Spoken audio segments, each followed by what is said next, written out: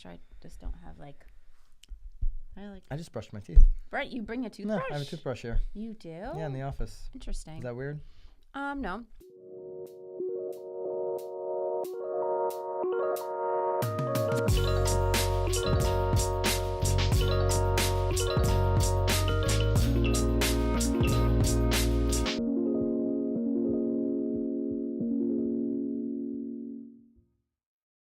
This is Byron Lazine and Nicole White, and you are tuned in to episode 59 of The Real Word. Word is up. There you go, Nicole. That's your part. It's not, but I stole it. No, that's where you're supposed to jump in. Word is up. All right, so we've got a bunch of rackets happening. We've got three to talk about. Mm-hmm. We've got a racket that just happened to me. We do. Well, so there's like a fourth racket, like a racket-ish. I just get a call. I don't know if this is happening to you. If you're an agent, this is happening to you right now, drop us a comment. I just get a call, 2 calls in a row in the last half hour. People asking me if one of my listings is also for rent because they're seeing it on Craigslist. Is it a good house? Yeah, it's a really nice house. Like, really I wonder what it's nice. up for rent for. Maybe it's like super cheap. Maybe Yeah. that's They're why like, they're calling. well, yeah, I couldn't believe the rental price that I saw. Like, it just seemed too good to be true. Mm-hmm. Well, usually it is. If you think it's too good to be true, it usually is. Stop looking on Craigslist. That's the. I didn't even know theory of the Craigslist day. was still around. I feel like that's like, don't people like sell sex on there and stuff too? No, you can get it all on Craigslist. I've never been. Come on, Craig, clean up your list. I've never been a Craigslist. If you know visitor. what "Come on, Craig" is from, drop that in the comments. All right, racket number 1. We just watched the Super Bowl this week. We did. Did you enjoy it? It was a really bad game. It was a really bad game. The I game didn't. Sucked. Yeah. What about the halftime show? We were talking about that before. What was your? No, I thought they should have went more big boy. Mm-hmm. You know, less whatever his name was. Yeah. Who was it? Adam Levine. Adam Levine. Yeah. Less him, more big boy. That's what I would have done. I like Adam. I feel like he did a lot of his like downer songs. Like I feel like I needed like tissues, and I definitely wanted him to keep his shirt on. Keep it on. Keep it on. Yeah. Mm-hmm. I think he needed to do a few more sit-ups before ripping his shirt off. You wanted JT to come back? I didn't His send you concert. the Gresh just video. went to his concert. I We were didn't just talking about send my you the buddy video. Gresh. There's a video on Instagram actually of JT. Mace surprised him at a nightclub. Was Mace at his last concert? He popped in at a nightclub after his concert, and like I was like, oh my, like JT like fell to the ground. I'm like, oh my, like JT and I are just like we're Mace, meant. like $MA$E. Yes, Mace? like 90s. Wow. Like if you listen to Hip Hop Barbecue, that's all Welcome that's back. ever on. I love Mace, and like he surprised JT after his show. It was amazing. I'll have to. Harlem World. That was one of the I best love Mace. albums Anyway. in that whole bad boy era. Anyways, is right. So yeah, so So the Super Bowl is over, which means one of the biggest rackets the biggest rackets of all time. I disagree. That you hear every single year is agents saying. How many agents do you hear say that? You say it a lot. All the time. And there's a lot of agents. We looked it up. It was like a Facebook thing. There was a Remember, like, hashtag. yeah. There was a hashtag. Agents will say the day after the Super Bowl is the day you want to list your home. That's when the spring market starts. Okay, so I wouldn't say list your house on Monday because I don't believe in listing your homes on Monday, but I do believe that the day after the Super Bowl, as long as there's no snow on the ground, is the official start of the spring market. 100%. This is when it gets crazy. Yeah, I mean, honestly, even Sunday was really busy for Super Bowl day, don't you think? It was a good day. Usually in the past, Super But Bowl we had a is such a seasonably waste. warm day.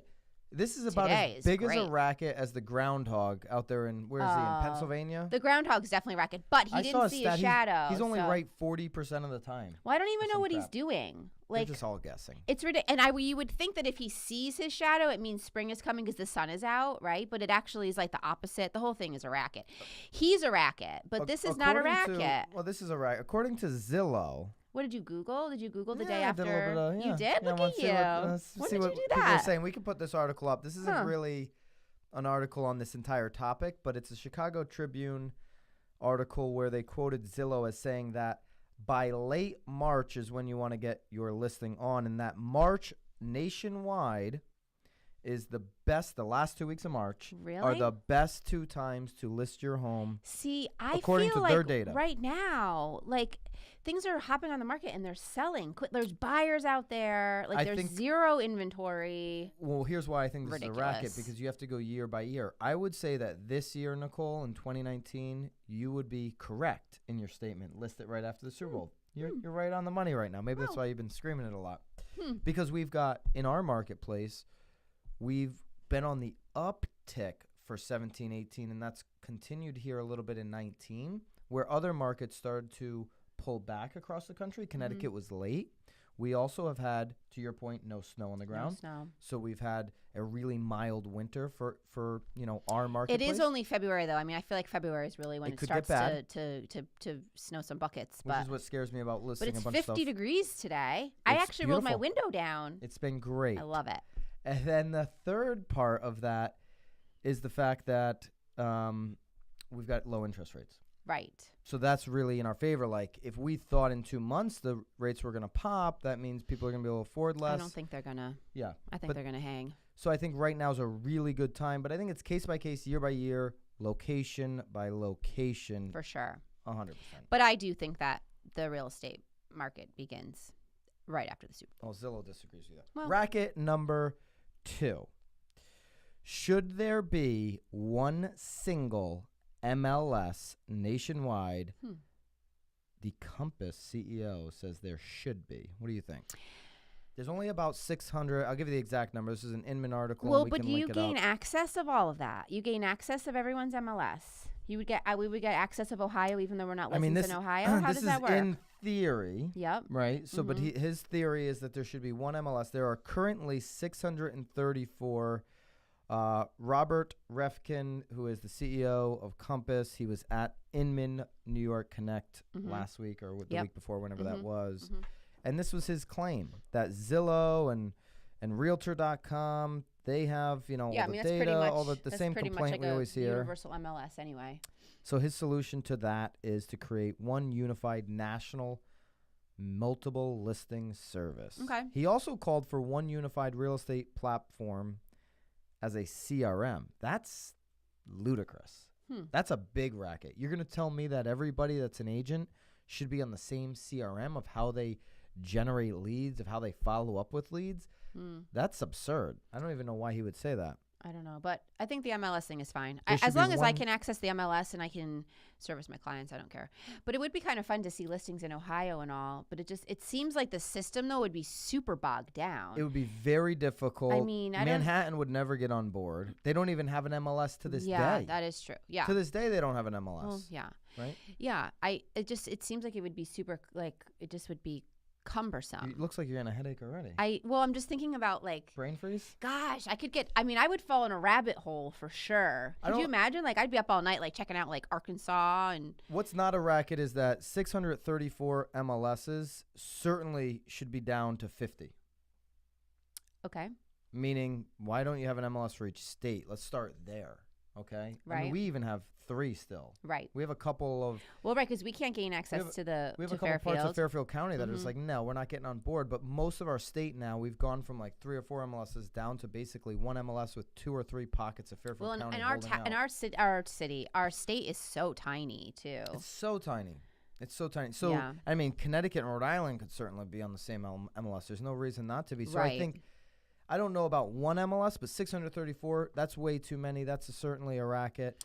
What and do you one think- CRM is that's just stupid. Everybody, So we're going to go to like stupid. some socialist real estate industry here where Wow. everybody has the same thing. Tell it. Let's really think about that one, Robert. Get at them. All right, racket number 3. No, that's not it. Are we going through a list or something? We're Yeah, listing. we do. We've got a list here. So we've got a bunch of opportunities to call out rackets. Racket number 3, the 8 tips for not annoying people on social media. Oh boy. All right, so we're going to go down every single tip, Nicole, and you're going to tell me if it's a racket or not. Okay. Number 1, Uh huh. identify yourself clearly. Which means Let them know you're a real estate agent, broker, looking for buyers, sellers. Like, identify yourself and your situation clearly to the consumer. so that they're saying that won't annoy people. do that so you're not annoying? Make sure So your if you profile don't- publicly shows your location and what you do in real estate. The first thing I do when I receive a friend request from someone I haven't met offline is to pull up their profile. Yep. So you get a friend request, or maybe And you they don't see a put the piece of town content, or city and you where they can't are. even figure out what they do. Yeah. There's no link. Who is this person? What do they do? Is So that that a makes the racket? person annoying. That makes the person annoying? Well, it's annoying because you're doing more work to try to figure them out. You know, that I agree. So that's not a racket because that's super annoying. Come on. What also isn't a Throw racket Byron is a bone. you Or just do need to don't throw you any friend requests. I And mean, friend requests that sounds like annoy you. Like that's annoying. Oh, I just don't see them. But what is annoying is the fact that if we're not giving our value proposition clearly, Yeah. that's super annoying to the end consumer because then they just don't even know what we're trying to. And we're not if you're trying to sell anything or if you're trying to Okay. promote something. I think Okay. that's smart. Okay.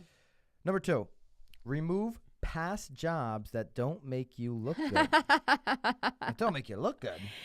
It's interesting because I don't know how this would annoy somebody. Like, who cares if you used to work at like Best Buy? Like, it's really. You might have been at 5 brokerages in the past 6 years. I don't think that's something you want to promote. Yeah. But the world doesn't need to know that. Again, yeah, that's not a I'm racket. super That's not annoying. confused by this headline. Or that is a racket because that's not annoying. All right. Number 3, make real estate your number 1, but don't be over the top with your title. Ooh. A growing percentage of agents have side hustlers on top of their real estate career. Like they sell like Roden and Fields. Or side hustles. Yeah. Don't I'm sell not Roden and opposed to Fields. this. That's a Don't- total racket. Like, listen, if you've got other business, I would say if on your personal profile, include what you do. Like, have it all in there. Yeah. You know? Well, but I think that they're saying that. But I think they're saying maybe you shouldn't be selling other things on your page because that's Yeah. annoying. That is kind of annoying. Just be a Roden and Fields. Although, man, do you get Roden and Fields people all the time requesting to be your friend? No. Oh my gosh, all the time. That's a Nicole White thing. I don't know. I don't. House of Social Media. I don't Bill? wash my face. Like, I'm never buying your product. I'm sure it's a great product. Although I would probably do like that lash boost, but What's a lash boost? it's like this stuff you put on your eyelashes to make them really long. Ness, you got anything for that? No lash boost. Number 4, tailor your messaging. Hmm. So while Facebook eliminated the ability to view a specific friends list feed last fall, friend lists in general are here to stay. Meaning you may have a past client list, you may have, high school friend or college alum friend, that type of thing. Okay. And so then tailoring your message to what they're interested in. If you know you've got a whole bunch of UConn Husky fans or alums, right? Right. If you're a UConn alum, I am. you could tailor a message towards, hey, UConn alums, ba ba ba ba ba. Hey. Then it's speaking directly to them, kind of like number 1. That's not a racket. That's not annoying them. It's not annoying them because if I'm a UConn alum, I am 100% interested in a message that starts with, hey, UConn alums. You think? Absolutely. You are? Yeah. But if I'm not a UConn alum, I know now I'm not annoyed because you're talking to them. I can just ignore this. I can just keep going with this little rant. I stopped the vibrating. Yeah, I saw that. Number 5, be prudent with invite timing. So you're putting on an event and you're going to send out some type of an invite. Doesn't make any sense. Business pages are wonderful. Seconds after accepting your. I got it. So don't accept them as a friend and then invite them to like a page. Yeah. Well, I do that all the time actually. I get super random people, so if they're gonna become my friends over there in Arkansas, like Send out the friend request and then just wait for them to accept so you can spam them. But with I liking don't. your 5 But it's only if pages. they're requesting me. I'll do that all the time. Here's what you should do. You should invite people into your pages once a month, once a quarter, once you've built up a list so it doesn't look like you're doing it 2 seconds after. Yeah, that's not a racket. Mm-mm. Don't invite people to groups they don't care about. 100% not a racket. No, that's not a racket at all. But I feel like How many everyone. groups do you have on your Facebook right now? It's out of control.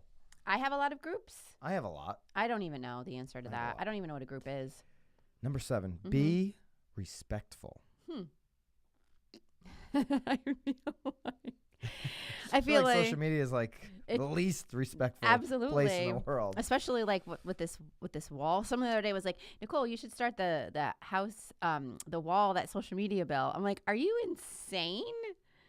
Nope. Be respectful. All right. Let's be respectful. Number 8, don't be creepy. Well, Byron just self-admittedly that he was being creepy by stalking people's Facebook pages to figure out where they lived. Yeah, that's not creepy. It's That's super like creepy. normal, like information gathering, Okay. scouting. Now, what do I mean by that? Yeah, what do you mean by that? I had a good friend from college message that was me on there. last week asking why a couple older real estate connections of mine asked to follow her on Instagram. Dude, this happens all the time. This actually happens all the time. You're friends with somebody, right? Yep. Mhm. That you are authentically friends with Right. online, and then they go down your friends list and just start adding everybody on your friends list for no reason because they know you. You never seen that play? No. That's a creep ball status. I do become friends with people, though, especially on Instagram, because if you're commenting on something, I can see that you're commenting on it, or it pops up. Yeah, I don't listen. know. I don't know. I didn't like that. I think that whole thing was a racket. That in whole all thing was honesty, a it was racket? so. I feel like I'm asleep. That was horrible. It made no sense. Here's the biggest tip I can give you for social media. You want to annoy a certain percentage of the population because that means you're putting out a ton of content. You want people to get annoyed that you're putting out so much damn content because if you're putting out enough, some of that is going to get to the right people if you're being very specific on who you're sending that message And not to. annoying people. Right. You're going to annoy some people. You're not all going to the go time. 100%. Of course. All right. Drop us a comment. Let us know what is annoying you Ooh, right now good question. on social media. See you guys next week. I bet you it's Roden and Fields. Keep it real, folks. Keep it real. Keep it real.